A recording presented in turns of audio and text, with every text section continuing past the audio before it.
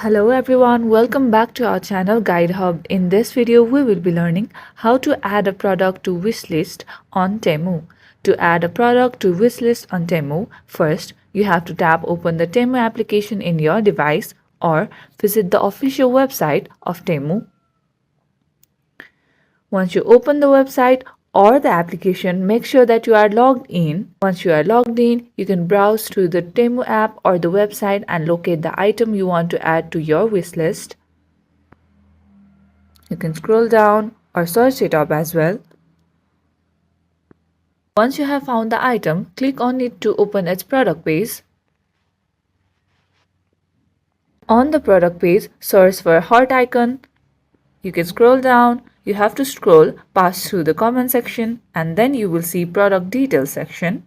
Right beside product details, you will see a heart icon and simply tap on it.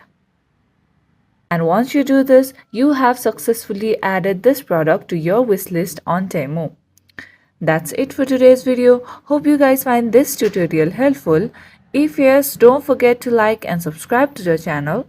Press the bell icon so you never miss out to our videos. Goodbye till then.